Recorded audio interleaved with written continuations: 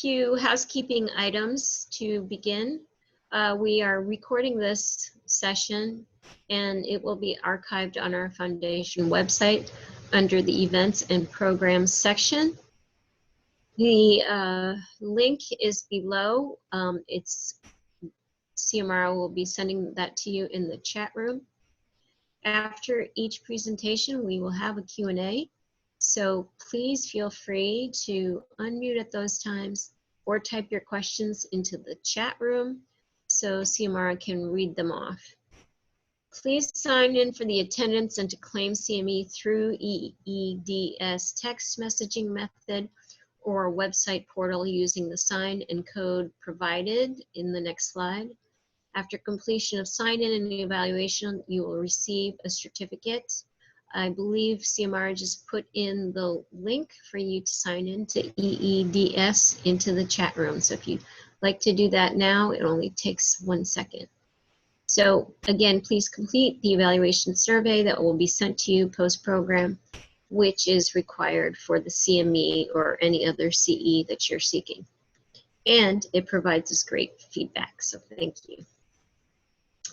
So the New York Medical College designates this a live program for a maximum of 0.5 credits of AMA. The activity sign-in code is 11PULP, and you can see the text codes, or you can visit eeds.com. Dr. Lenik and Dr. Parish have no relevant financial relationship to this in the last 12 months with a commercial interest. This activity is not commercially supported. Quickly, I want everybody to note that next week's programs, the role of contralateral extremity X-ray in the diagnosis of fractures after trauma in pediatric patients will be presented by Dr. Priyanka Rana. Second topic will be the application of procalcitonin to febrile children in the department. Presenter will be Dr. Wasim. Quickly, the week after, we will be concluding our series, The Impact of the COVID-19 Pandemic on Burnout, PTSD, Coronavirus Anxiety, and Compassion Fatigue among staff at the Bronx Hospital. Dr. Bo Yu will be presenting. And we do have a topic to announce. We will be listening to Dr. Rhonda Truesdale of Harlem Hospital, who will be spending some time talking to us and introducing us to the All of Us database that has been sponsored by the NIH and giving you some insights on how to use it and when it will be available and how you can have your patients enroll in this amazing million-person database that they have created and have done a lot of work on so far. So we're very excited about that. So let's get started. Our first program is the identification of patients at risk for alcohol withdrawal by the use of the prediction of alcohol withdrawal severity scale. And our presenter today will be Dr. Joanna Lenik. Let's take it away. Good afternoon, everyone. My name is Joanna Lenik, and I am a second-year resident at New York Medical College Metropolitan Internal Medicine Residency Program. I would like to introduce you to the new and still not well appreciated tool for detection of patients at risk for developing alcohol withdrawal during their hospitalization. Alcohol use disorder is being estimated to affect almost 6% of general population in the United States. Approximately half of affected experiences alcohol withdrawal, some of them requiring hospitalization. And 3 to 5% of hospitalized patients will progress to delirium tremens. A hospital admission may result in an abrupt cessation of alcohol consumption, so-called enforced abstinence, for individuals with alcohol use disorder, providing a risk period for alcohol withdrawal syndrome to develop. Severe alcohol withdrawal may require intensive care unit level of care, prolonging length of stay, generating additional costs, and potentially increase increasing in-hospital mortality and morbidity. Detection and treatment of the floral alcohol withdrawal is well established, but early recognition and prevention of such is still poor.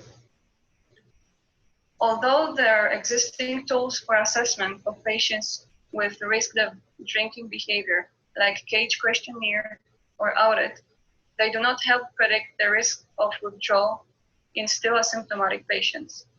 Similarly, while several tools exist to monitor ongoing alcohol withdrawal symptoms, including well-known and widely used SIVA score, it also does not predict risk of withdrawal prior to occurrence of symptoms. Prediction of alcohol withdrawal severity scale, also called PHRF, is derived from 10-point questionnaire, each question carrying equal weight, after completion of which score equal or higher than 4 points predicts whenever patient will develop alcohol withdrawal symptoms with 100% sensitivity and specificity, as previously established by its creator, Maldonado et al. Scale itself is easy and quick to be completed on initial assessment. The first and most important step is to determine the adequacy of applying it in given case, called the threshold criteria, which include consumption of alcohol in last 30 days and or positive blood alcohol level at time of admission.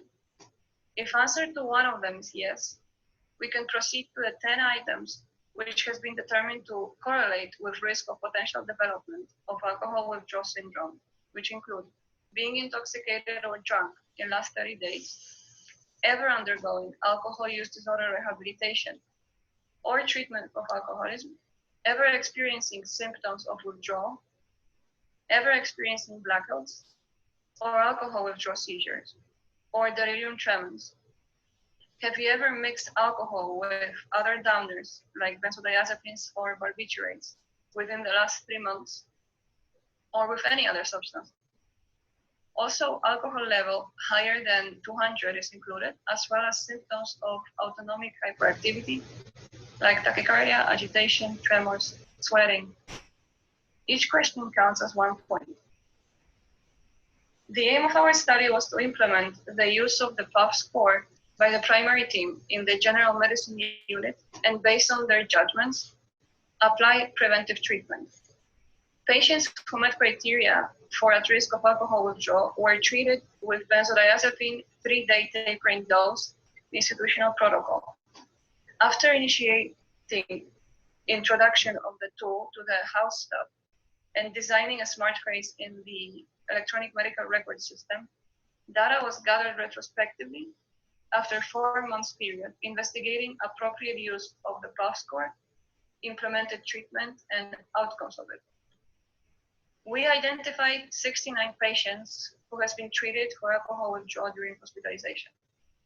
29 of them were eligible for PHRF score assessment, out of whom 9 patients scored more or equal 4. 8 of the 9 patients were preemptively treated with benzodiazepines. 1 patient who scored at least 4 was not treated for alcohol withdrawal and subsequently developed withdrawal symptoms. The majority of patients with PHRF score, more or equal 4, who received preemptive treatment were prevented the complication. Therefore, we do think the results of this quality improvement project supports the use of the PHRF score to identify patients at risk for alcohol withdrawal and treat them preemptively. We also propose that the use of the PHRF score be incorporated hospital-wide. Thank you.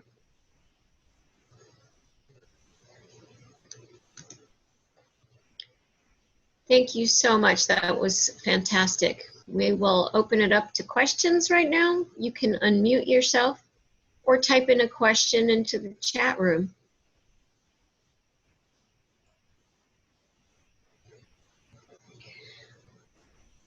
While we're waiting, Dr. Lenik, I just have, this sounds like a great screening tool.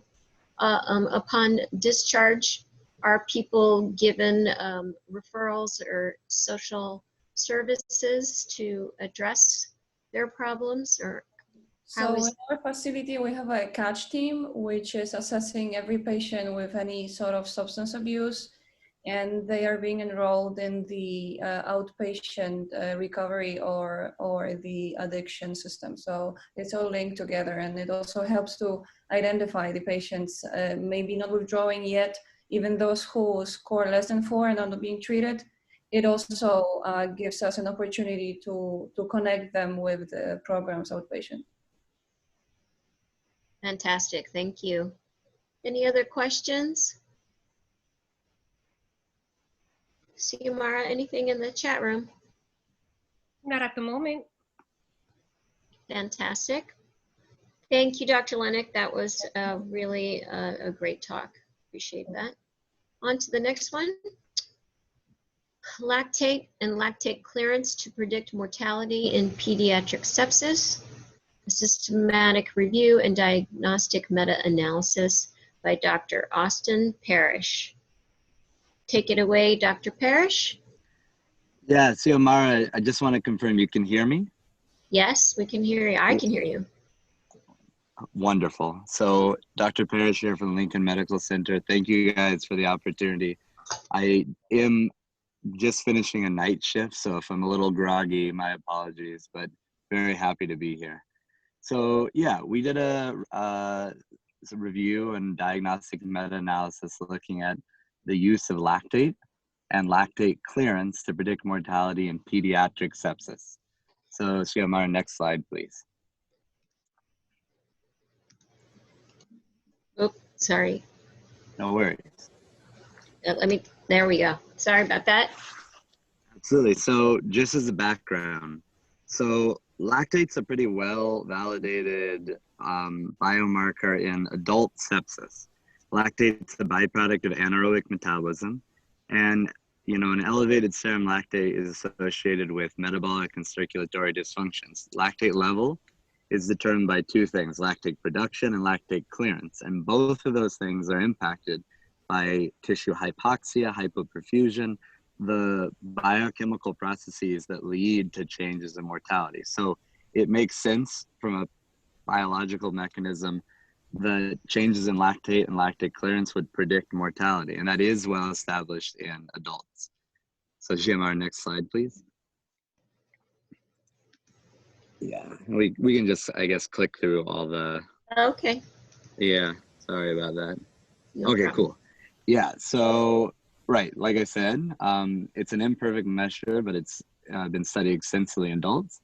So we conducted a meta-analysis of the literature and tried to bring all the possible literature together for pediatric mortality prediction. So GMR, next slide. So our search strategy was comprehensive. We searched PubMed, Embase, Google Scholar, and the Cochrane database of systematic reviews. And we searched for using a variety of search algorithms to find studies that use lactate in some way to predict mortality in pediatric patients with sepsis. Whenever we could get them, sensitivity, specificities, and area under the receiver operating characteristic curve were extracted from the papers. And we then pooled those outcomes in what's called a bivariate diagnostic random effects meta-analysis using the Sittig-Junkman estimator, and we considered results significant at p less than or equal to 0.05. So just the overview of what we did. And then, yeah, this is like a walkthrough of, we had 3 main search strategies, and then we also hand searched comprehensively the references of every paper we found. And in net, and I actually think, Xiomara, can you just click forward? I think I have a summary.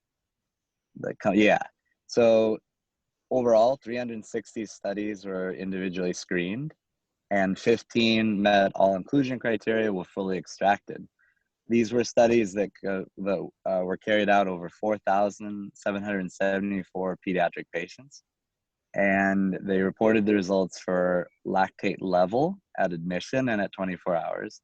And for the amount of lactate, the percent of lactate that had been cleared by 6 hours and 24 hours. So this is our final data set that we combined. Okay, so GMR, next slide. And overall, these are the outcomes. So these are the forest plots, looking at the sensitivities and specificities. On the left, you see, a little hard for me to see, but on the left you have lactate level, the sensitivity and specificity. On the right, you have lactate clearance. the sensitivity and specificity. So this just shows you the distribution of, there's a pretty wide range in the diagnostic utility of these measures. You see the spread across these studies. So CMR, next slide. Yeah, so putting all those things together in the meta-analysis outcomes.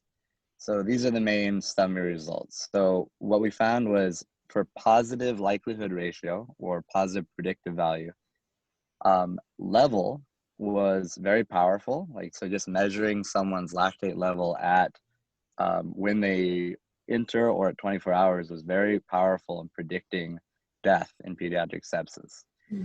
But it noticed that lactate clearance in the negative likelihood ratio, 0.17, much smaller than 1. So clearance did better at predicting when patients would not die. In the bivariate meta-analysis, what we see is that clearance is slightly worse than level overall in the AUC, which kind of summarizes both sensitivity and specificity. But if you look, their utilities differ. So sensitivity, ruling out, level is not as good as clearance. Clearance really predicts who is not going to die, and specificity higher in level. So a very, very high initial lactate level is a strong predictor for who will die, and the ability to clear lactate is a strong predictor for who will not die. And all these results were statistically significant. So CMR, next slide, please. Yeah, I think some things might pop up here. Yeah, no worries. Sorry. Oh, it's okay. I'm hitting the enter, but it doesn't seem to want to advance. Yeah, I know that. Oh, there we go. There we go. Okay. Right. So basically just the same thing that I said, like lactate clearance was higher sensitivity. So 87% sensitivity versus 52%, but it had less specificity. All right. Next, click, CMR. And the area under the receiver operating characteristic curve, which summarizes the diagnostic performance in general, was a little bit higher for level than clearance, and the results were statistically significant, but the difference in those values is pretty small. So they're similar in like overall utility. All right, Jim, next slide. Oh yeah. Right, and then of course, some of these studies were looking at lactate level at admission. So soon as the patients enter the ICU, what is their lactate level? How does that predict? And then other ones are looking at the lactate level at 24 hours. And of course, for the clearance, some were looking at early, 6 hours. Some were looking at late, 24 hours. There are all these different study designs. And for this reason, there's significant between study heterogeneity. The studies were very, very different patient populations, different time points, very, very different things. All right, next slide. And yeah, so just the overall conclusions. So yeah, lactate clearance by 6 or 24 hours in general has higher sensitivity for predicting mortality than lactate level, but it's less specific. And if you combine the two, an elevated initial lactate level along with the inability to clear the lactate is very strongly predictive of mortality. Likelihood ratio positive of 22, which is a very, very large effect. There was tremendous heterogeneity. So next steps for this research field are more studies that compare level and clearance within one population and use consistent, agreed upon, established time points and thresholds. Shimar, next slide. And yeah, so it's just limitations. Like I said, there are a lot of different thresholds for level and for clearance. And there's also this idea, I think you can click one more forward. There's this idea of the lactate area, which is the kind of the integral of the lactate curve over time, which captures both the information provided by clearance and the information provided by a very high initial level. And a few studies that we did not include, 2 studies, focused on this, and that may be an area for future research, like doing more studies that use that as an outcome and seeing how they compare in utility to a threshold or to clearance. And yeah, that's the talk. Thanks so much for listening, guys. Happy to take any questions. Fantastic. Thank you. Thank you, Dr. Parish. Absolutely. Anybody have any questions that they want to unmute and ask? Or feel free to type into the chat room.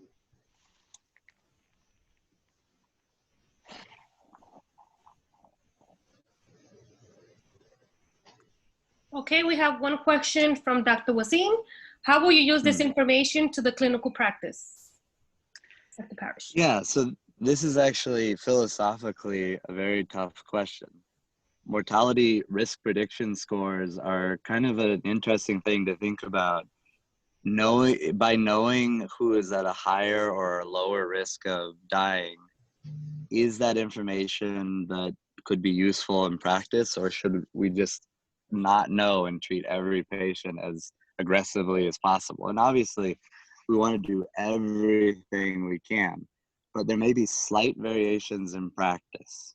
Just slightly more attention paid, slightly more nursing time, slightly more novel, small variations in clinical practice using tools like this, and could yield a difference in the outcomes that truly matter, which is mortality in this population. That's the highest level of diagnostic accuracy study. Has not been done, but this is a road forward.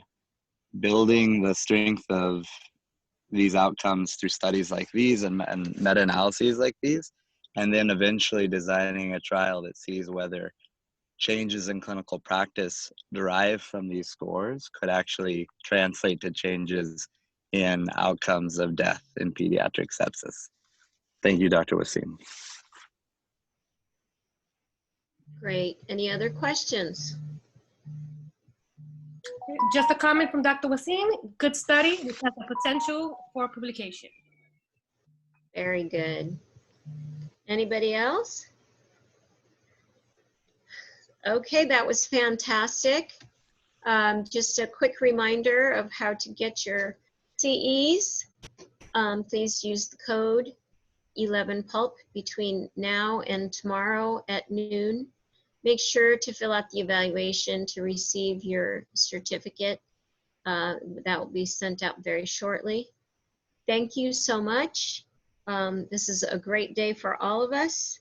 We look forward to seeing you next week. Thank you.